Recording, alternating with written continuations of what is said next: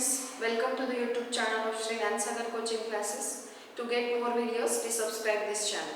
So today we are going to learn our next topic or next chapter, that is chapter number 2, that is work and energy.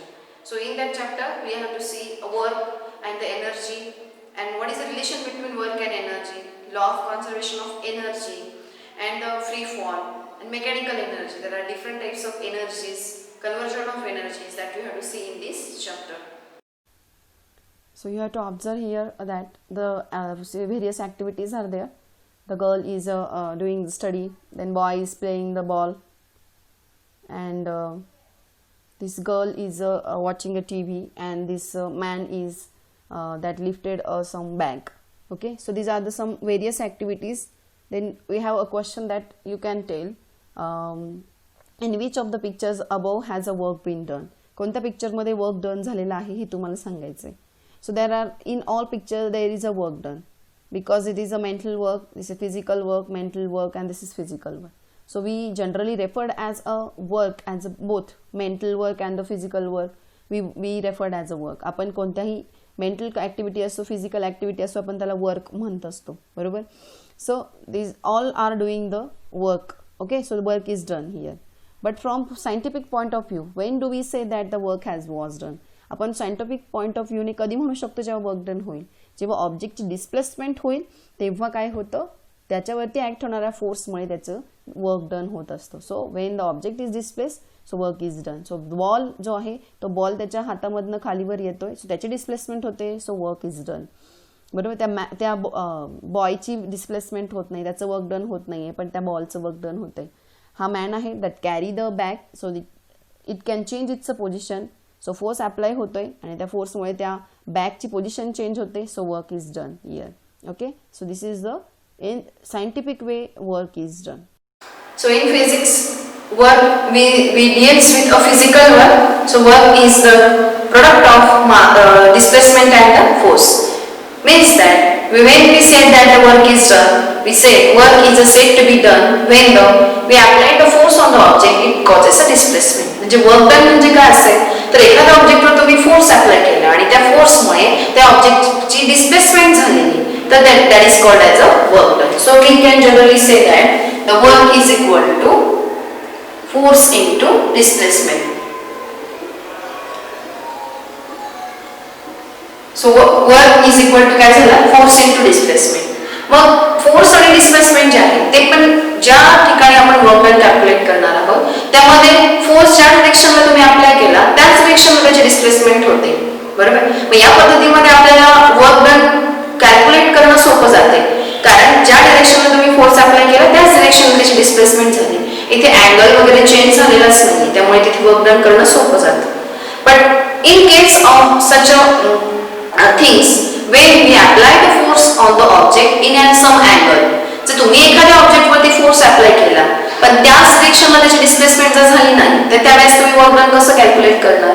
ज्यावेळेस आपण काय करतोय, when we apply the force on the object the displacement is occurs in the same direction, then it is easy to calculate the work done by using the force into displacement. But when the force is applied on the object, its displacement cannot in the direction of force, then how we can calculate the work done, that we have to see in this topic. So how to calculate the work done. Here you have three things are there. A, B, C are the displacement of an object is given by the example. So three things are there, A, B and C. So Meenakshi wants to displace a wooden block. He Meenakshi आहे that can be displaced, it wants to displace a wooden block from point A to B. A पासून B पर्यंत तिला तो wooden block काय करायचा आहे, displace करायचा आहे along the surface of the table as shown in the figure. Okay, so she has used the force F for the purpose. त्या A हा वुडन ब्लॉकला A पासून B पर्यंत नेण्यासाठी ती F फोर्स अप्लाय करते. So as all the energy she spent been used to produce the acceleration in the block, सगळे एनर्जीचा उपयोग ती तिथे करणार आहे का, and which forces have been overcoming using that energy, तिथं तिने वापरलेल्या एनर्जीमुळे कोणते फोर्सेस ओव्हरकमिंग होतील. आता तिला ए पासून बी पर्यंत आणायचे म्हणजे ती काय करणार आहे, त्याला ओढत नेणार आहे, म्हणजे फ्रिक्शनल फोर्स आला, बरोबर. ती तिथे सगळ्या एनर्जीचा वापर करेल का, तर नाही, ती तिथे सगळ्या एनर्जी, कारण वुडन ब्लॉक जो आहे त्याचं जे मास आहे ते कमी आहे. So that is why force त्याला मिनिमम अप्लाय करावा लागेल, म्हणजेच एनर्जी मिनिमम अप्लाय करावी लागेल. So from A to be साठी तिला एवढा फोर्स अप्लाय करावा लागणार नाहीये. बी मध्ये काय दिसतंय तुम्हाला, you must see in the events depicted in the picture B and C, when the child pulls a toy with the help of the string, the direction of the force is different from that of the displacement. म्हणजे जेव्हा ती पुल करते ते cart त्या जे खेळणं आहे त्या टॉयला, तेव्हा तुम्हाला दिसते की ती अप्लाय फोर्स या डिरेक्शनने करते, बट त्याची डिस्प्लेसमेंट ही सरळ होते, बरोबर. म्हणजे डिस्प्लेसमेंट आणि फोर्स यांची डिरेक्शन सेम नाहीये. Similarly when the large vehicle जो आहे तो जेव्हा vehicle tows a small one, दुसऱ्या एखाद्या स्मॉल वन व्हेकलला नेत असेल, the direction of the force and the displacement are different. इथे पण काय होतं, direction of force and displacement काय आहेत, वेगवेगळे आहे. So in both the cases direction of force makes an angle with the direction of displacement.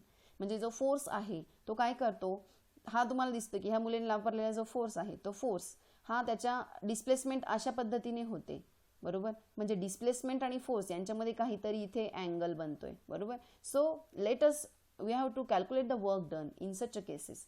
आपण आता बघितलेलं आहे की जेव्हा डिस्प्लेसमेंट आणि फोर्स एका सेम डिरेक्शनला असेल तर आपण वर्क डन इझिली कॅल्क्युलेट करू शकतो. पण जेव्हा डिस्प्लेसमेंट आणि फोर्स यांच्यामध्ये जर काही अँगल असेल, then how we calculate the work done, let's see. Okay, so when the force, we have to find out the force which is applied in the some angle to the horizontal. So for that we have to take an example of the child pulls toy card. म्हणजे एखादा child असेल तर toy card जर पुल करत असेल, बरोबर, तर force is applied in the direction of the string while the cart is moving in the direction of the cart is moving in the horizontal. म्हणजेच काय झालं की अप्लाइड फोर्स जो आहे तो स्ट्रिंगच्या डिरेक्शनला होता आणि जी कार्ट आहे ती moving with the displacement is occur in the horizontal. म्हणजे इथे तुम्हाला एक्झाम्पल दिसते, suppose this is a cart and this is moving, इथे जे पुल होतंय ते ह्या डिरेक्शनने होतंय, बरोबर. म्हणजे त्याचं जे मोशन आहे, फोर्स जो अप्लाइड होतोय ते स्ट्रिंगच्या डिरेक्शनने होतंय, बरोबर. But displacement is occur in this horizontal. Displacement horizontally होते पण फोर्स जो आहे तो काहीतरी अँगलमध्ये अप्लाइड होतो. So we have to calculate this work done when the force and the displacement are in the some angle. की फोर्स आणि डिस्प्लेसमेंट काहीतरी अँगलमध्ये असतील तर त्यावेळेस वर्क डन कसं कॅल्क्युलेट करायचं हे आपण बघतोय, बरोबर. For that we have to take this example of the toy pull by the child. एखादा चाइल्ड जो आहे तो जर टॉय पुल करत असेल तर त्यावेळेस काय घडतं, तर force it is an angle, force is applied in some angle to the horizontal and the toy is moving in the horizontal direction. So there is an angle between them. So how to calculate this? Let's take a force F be the applied on force. Suppose F जो आहे तो त्याचा applied force आहे and F1 be its a component in the direction of the displacement. हा F1 त्याचा काय आहे तर component आहे direction of displacement आणि F हा applied force असेल. Now S is the displacement. S चा displacement असेल then amount of work done is given by. तर amount of work done काय येणार आहे, तर work done काय असेल जे आपण सिंपल भाषेमध्ये म्हणतोय की in the direction of displacement. तर F1 हा कॉम्पोनंट डिरेक्शन ऑफ डिस्प्लेसमेंटला आहे, बरोबर. म्हणजे F1 आणि त्याची डिस्प्लेसमेंट झालेली आहे S. तर S डिस्प्लेसमेंट आणि F1 it's a product of product of force and displacement is work done. So we write here work is equal to F1 into displacement, that is force into displacement. Now we have to find out the applied force. आपल्याला F1 work done आपण calculate केले, but we have to find out this work done in terms of this applied force F. Okay, so the force F is applied in the direction of string at an angle with the horizontal. So let theta be the angle that the string makes with horizontal. जे theta हा जो angle आहे हा string काय करते, angle आहे that makes a string make करते with the horizontal सोबत string काय करते, theta हा angle करत असेल. तर we have to find, so we can determine the F1 of this F. So acts in the horizontal direction by the means of trigonometry. So you have to find out this F by using the F1 by the means of trigonometry. Trigonometryच्या मदतीने आपण हे करणार आहोत. So let's say cos theta is equal to, you know that cos theta is equal to base upon height. So cos theta is equal to base upon height. Sorry, by base upon hypotenuse. Suppose this is a right angle triangle. हा काय आहे, एक right angle triangle आहे. Trigonometry is always applied on the right angle triangle. बरोबर. मग right angle triangle असेल तर तुम्हाला इथे दिसतं की F1 हा त्याचा बेस आहे आणि हा हायपोटेनस आहे. So we can write here as a cos theta is equal to base, that is F1 upon F. Therefore F is equal to काय येणार, or the F1 is equal to काय येईल, that is F into cos theta. F is divided here it is multiply. So F1 is equal to F into cos theta. F1 ची जी ही value आली आहे F1 put into the equation number first. So put in equation first. So we get work done is equal to, that is force F into cos theta into S. So work done is equal to F into S into cos theta. So this is the formula when an object makes an angle with the horizontal or the direction between the force and the displacement is some angle, or if there is an angle, then how we calculate the work done? So we calculate the work done by using this formula, that is F into S into cos theta. म्हणजे आपल्याला तो angle जो आहे तो तिथे add करायचा आहे. तो अँगल जर तुम्ही ऍड केला cos theta घेऊन तर तुम्ही काय करू शकता, जर फोर्स आणि डिस्प्लेसमेंट मध्ये अँगल असेल तर तो तुम्ही वर्क डन मध्ये कॅल्क्युलेट करू शकता. So for this purpose for this we have to experiment, or we have to examine this work done by using the making some angle. So suppose cos theta जर आपण वेगवेगळ्या पद्धतीने जर घेतला, मग cos जो आहे आपण जर 0 घेतला तर काय होईल वर्क डन. समजा ही स्ट्रिंग आहे ती इथे असते, बरोबर, cos 0. आपल्याला आता त्या व्हॅल्यू माहित पाहिजे की cos थीटा 0 जर असेल तर त्याची व्हॅल्यू असते 1. cos जर मी 90 घेतला तर त्याची व्हॅल्यू असते 0. देन cos जर मी 180 घेतला त्याची व्हॅल्यू असते -1. ओके, मग cos 0 जर असेल तर त्यावेळेस हे वर्क डन काय येईल, if there is theta is 0. जर थीटा जर 0 असेल तर cos 0 काय आला 1. cos 0 वर्क आला 1 आला, म्हणजे वर्क डन काय आला फोर्स इनटू डिस्प्लेसमेंट. जर मी थीटा जर काय घेतला 90 डिग्री घेतला, if cos 90 is equal to काय आहे 0, मग cos 90 0 आला तर वर्क डन काय येईल cos 90 0 into fs, that is 0. so work done काय आला 0. and when theta is equal to 180, so theta आपण 180 घेतला तर cos 180 is equal to -1. so cos 180 -1 means that work done is equal to काय आला -f into s. इथे आपल्याला एक गोष्ट कन्सेप्ट आपली क्लिअर होते, ती म्हणजे जेव्हा तुम्ही cos 0 घेतात त्यावेळेस वर्क डन तुमचं पॉझिटिव्ह आलेलं आहे. जेव्हा cos तुम्ही 90 घेतात त्यावेळेस वर्क डन तुमचं 0 आलेलं आहे. आणि जेव्हा cos तुम्ही 180 घेताय, cos 180 म्हणजे तिथं अँगल 180 असेल तर वर्क डन तुमचं निगेटिव्ह येते, बरोबर. म्हणजेच यावरून आपल्याला लक्षात येते की जेव्हा जो तुम्ही फोर्स आहे तो अप्लाय करतात त्याच डिरेक्शनला जर डिस्प्लेसमेंट असेल, म्हणजे फोर्स आणि डिस्प्लेसमेंट मधला अँगल जर 0 असेल तर वर्क डन नेहमी पॉझिटिव्ह येतं, because it is a positive work done. Okay, so this work done is positive when the force and the displacement are in the same direction. जर force आणि displacement एकाच डिरेक्शनला असेल तर वर्क डन काय आलं positive. जेव्हा force आणि displacement मधला डिरेक्शन मधला अँगल जो आहे तो जर 90 डिग्री असेल, म्हणजे फोर्स जो आहे तो या डिरेक्शनला अप्लाय करता आहात, किंवा तुम्ही जर फोर्स हा या डिरेक्शनला अप्लाय करताय, डिस्प्लेसमेंट या डिरेक्शनला असेल तर त्यामधला अँगल किती झाला 90 डिग्री. आणि 90 डिग्री असेल तर त्यावेळेस cos 90 0 येतो, त्यावेळेस वर्क डन काय असतं तुमचं 0 असणार आहे, बरोबर. म्हणजे वर्क डन 0 कधी आले, जेव्हा डिस्प्लेसमेंट आणि फोर्स यांच्यामधला अँगल किती असेल 90 degree, means force and displacement are perpendicular to each other. At that time work done is 0, त्यावेळेस वर्क डन आलंय 0. Then if the force and displacement are in opposite direction, म्हणजे तुम्ही force इकडनं apply करताय, displacement opposite डिरेक्शनला होत असेल तर त्यांच्यातला अँगल जो आहे तो 180 आहे, म्हणजे cos 180 काय असणार आहे -1. that time the work done is negative, बरोबर. सो पॉझिटिव्ह निगेटिव्ह हे वर्क डन कधी असणार आहे हे आपण इथे बघितलेलं आहे. सो cos जेव्हा 0 असेल, cos 0 असेल तर वर्क डन पॉझिटिव्ह, cos 90 असेल तर वर्क डन 0 आणि cos 180 असेल तर work done is negative. So there are 3 types of works, positive works, negative work and 0 work done. So ते कसं आहे किंवा कोणत्या अँगलनुसार काय होते हे आपण या ठिकाणी बघितलेलं आहे. Now let's take a unit of work. So इथे तुम्हाला दिसतंय work is equal to force into displacement. So you know that the unit of force is Newton and displacement unit is meter. So Newton meter is a unit of work, but we can say that the Newton meter into the this work done can be given in terms of Newton meter, but in terms of quantity, and that is a joule. तो जो आहे तो काहीतरी व्हॅल्यूने दिला जातो आणि तो म्हणजे जूल आहे. So SI unit of work done is equal two joule आहे, बरोबर. सो SI युनिट जे आहे ते जूल मध्ये दिलं जातं आणि त्याचं CGS युनिट जे आहे ते दिलं जातं अर्ग मध्ये, बरोबर. So SI unit is in joule and CGS is अर्ग. 1 जूल, आता जूल जो आहे तो 1 जूल म्हणजे काय असेल तर फोर्स म्हणजेच काय न्यूटन असतो. 1 न्यूटन इंटू 1 मीटर, बरोबर, म्हणजे 1 न्यूटन इंटू 1 मीटर असेल.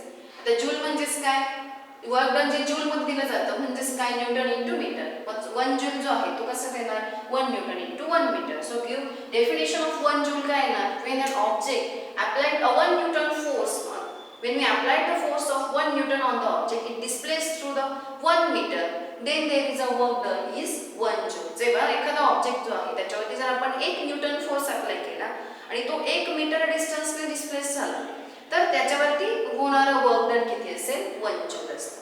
Similarly we can say that erg, so 1 erg is also is equal to 1 dyne into 1 centimeter. 1 erg सुद्धा काय असेल 1 dyne into 1 centimeter. आता 1 dyne into 1 centimeter. सो याची definition देताना आपण कसं देणार 1 erg is वर्क डन कधी झालं असं आपण म्हणू शकतो when we apply the 1 dyne force on the object it displays through a 1 centimeter distance then we can say that there is a work done is done which is 1 erg. म्हणजे तिथे जेव्हा एखाद्या ऑब्जेक्ट वरती जर तुम्ही 1 dine एवढा जर force apply केला आणि त्याची डिस्प्लेसमेंट जर 1 सेंटीमीटर झाली तर त्याचं जे होणारं वर्क डन असेल ते किती असतं 1 erg इतकं असतं. So the SI unit of the work done is joule and the CGS unit is erg. 1 joule and 1 erg ची डेफिनेशन काय आहे ते आपण इकडे बघितलेली आहे. Now we have to see the relationship between the joule and the erg. आपण आता बघूया जूल अँड अर्ग मध्ये रिलेशनशिप काय आहे. So what is the relationship between the joule and the erg. So 1 joule is equal to how many erg that we have to find out. मग तुम्हाला माहिती आहे की 1 जूल इज इक्वल टू काय आहे 1 newton into 1 metre. We have to convert this newton metre into the dyne so we can get the erg. बरोबर आपण ते आपल्याला अर्ग मिळेल. त्या अगोदर आपल्याला माहिती आहे की न्यूटन हा कशाचा युनिट आहे फोर्सचा. आपल्याला माहिती आहे फोर्स इज इक्वल टू काय असतं मास इनटू एक्सेलरेशन. बरोबर mass in kg metres per second square. बरोबर kg metre per second square. आता मला न्यूटन जो आहे तो न्यूटन मध्ये त्याचं कन्वर्शन करायचं आहे. बरोबर मग इथे तुम्हाला लक्षात येईल की डाइन म्हणजे काय. आता तुम्हाला दिसतंय इथे की फोर्स हा KG metre per second square मध्ये आहे हा एसआय सिस्टीम मध्ये आणि जर मी सीजीएस मध्ये घेतलं तर काय होतो gram centimetre per second square. बरोबर हा आहे माझा एसआय आणि हा आहे माझा सीजीएस युनिट मध्ये. मग मी जर फोर्स न्यूटनचा डाइन मध्ये कन्वर्जन अगोदर मला पाहिजे असणार आहे इथे. बरोबर मग मी न्यूटन घेतला तर तो डाइन मध्ये किती येणार तर केजी म्हणजेच काय येतो 10⁻³ ग्रॅम मीटर म्हणजेच काय 10⁻² सेंटीमीटर पर सेकंड स्क्वेअर. म्हणजेच न्यूटन इज इक्वल टू 10⁻³ 10⁻². जेव्हा बेस सेम असेल तेव्हा त्यांच्या जे घातांक असतात त्यांची सम होते.